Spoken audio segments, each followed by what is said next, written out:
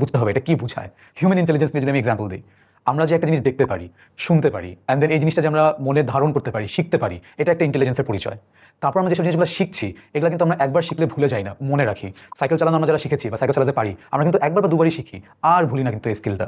তারপরে ধরেন আপনি যেসব জিনিস শিখেছেন, ওই শিখা জিনিস দিয়ে আপনি একটা ডিসিশন নিতে পারেন যে আপনি দেখছেন একটা পথ আছে সামনে, বায়ে যাওয়া যায়, ডানে যাওয়া যায়, আপনার কোন দিকে আসলে হাঁটা উচিত, ডান সিলেক্ট করলেন। এই ডিসিশন মেকিংটাও কিন্তু এটার অংশ। অ্যান্ড দেন একটা খুব গুরুত্বপূর্ণ অংশ হচ্ছে ভাষা। আমি যেসব জিনিস চিন্তা করছি, ভাবছি, এটা আমি আরেকজনকে বলতে পারছি, তার কথাগুলো আমি বুঝতে পারছি, এটাও একটা ইন্টেলিজেন্সের পরিচয়। আর আমরা যে ক্রিয়েটিভ জিনিস চিন্তা করতে পারি, আমরা যে ভাবছি যে আচ্ছা এই জিনিসটার সাথে এই জিনিসটা মিলিয়ে একটা সুন্দর নতুন জিনিস তৈরি হতে পারে, এই ক্রিয়েটিভিটিটাও আসলে ইন্টেলিজেন্সের পরিচয়। আর এখন চিন্তা করুন, যদি একটি মেশিন এসব জিনিসগুলো করতে পারতো তাহলে কেমন হতো? ওখান থেকে আসলে এসেছে এআই। এআই তাহলে হচ্ছে আসলে একটি কম্পিউটার সিস্টেম, যে সিস্টেমটি নিজে চিন্তা করতে পারে এবং ডিসিশন নিতে পারে।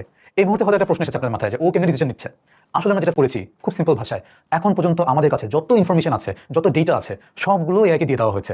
সে ওগুলো সবগুলোকে ধারণ করে চিন্তা করছে আর ডিসিশন নিচ্ছে। তাহলে এই জিনিসটা শুরু থেকে চলেন দেখে আসি। প্রায় 70 বছর আগে ব্রিটিশ ম্যাথমেটিশিয়ান অ্যালেন টিউরিং একটি প্রশ্ন করে। তার প্রশ্নটি ছিল ক্যান মেশিনস থিঙ্ক, মানে হচ্ছে মেশিন কি চিন্তা করতে পারে। আসলে তারপর থেকে মানুষের চিন্তা শুরু হয়ে গেল এই প্রশ্নটা নিয়ে, এবং কাজ করা শুরু হলো ফোকাসডভাবে এই টপিকটা নিয়ে। আর 1956 সালে আমরা দেখতে পারি ডার্টমাউথ কলেজে একটি কনফারেন্সে সবার আগে আর্টিফিশিয়াল ইন্টেলিজেন্স টার্মটি ব্যবহার করা হয়। আর এই কনফারেন্সের পরে অফিসিয়ালি এআই নিয়ে রিসার্চটা শুরু হয়। তো এআই রিসার্চ চলতে থাকলো, 60 দশক 70 দশক গেল, 90 দশকের দিকে আমরা এআই রিসার্চের একটা বিশাল মাইল ফলক দেখতে পারি। মানুষের বুদ্ধির একটা বিশাল পরিচয় বছরের পর বছর হয়ে এসেছে তার দাবা খেলার ক্ষমতা দিয়ে। আর এই যে দাবা খেলা প্রথমবারের মতো 1997 সালে সারা বিশ্বের চ্যাম্পিয়ন গ্যারি কাসপারভকে একটা মেশিন হারিয়ে দেয়। অ্যান্ড তারপর থেকে আসলে যারা বিশ্বাস করতো না তারা বিশ্বাস করা শুরু করলো মেশিন তাহলে নিশ্চয়ই চিন্তা করতে পারে। তারপরে 2000-এর দশকে এআই রিসার্চ আরো এগিয়ে গেল এবং কাজ করা হলো হচ্ছে ডিপ লার্নিং এবং নিউরাল নেটওয়ার্ক নিয়ে। আর 2012 সালে আসলে আরেকটি বিশাল মাইল ফলক, আর আমরা পেয়ে গেলাম ডিপ নিউরাল নেটওয়ার্ক। এটা হচ্ছে প্রথমবারের মতো একটি ছবি দেখে, ছবি থেকে তার ইনফরমেশন বের করে ছবিটা কি বলতে চাচ্ছে বা ছবিটা কিসের, এটা একটা মেশিন এআই বুঝতে শিখে গেল। ঠিক যেভাবে একটা মানুষের ব্রেন ছবি দেখে বুঝতে পারে, সেটা তখন এআই পেয়ে গেল। আর শুরু হলো ডিপ লার্নিং এর বিশাল একটা রেভলিউশন। আর এখনকার যে যুগ, এই যুগটি হচ্ছে জেনারেটিভ এআই যুগ। জেনারেটিভ এআই যুগে এআইকে প্রথমে আগে সব ডেটা দিয়ে ট্রেনিং দেওয়া হয়েছে, আর সে এখন নিজে নিজে যখন তাকে কোনো সমস্যা দেওয়া হয় সে ওটার সমাধান করতে পারে, নতুন জিনিস তৈরি করতে পারে। এটা হতে পারে সে একটা কবিতা লিখে দিচ্ছে, এটা হতে পারে সে একটা ছবি তৈরি করে দিচ্ছে, এমনকি এটা হতে পারে সে একটা ভিডিও বানিয়ে দিচ্ছে।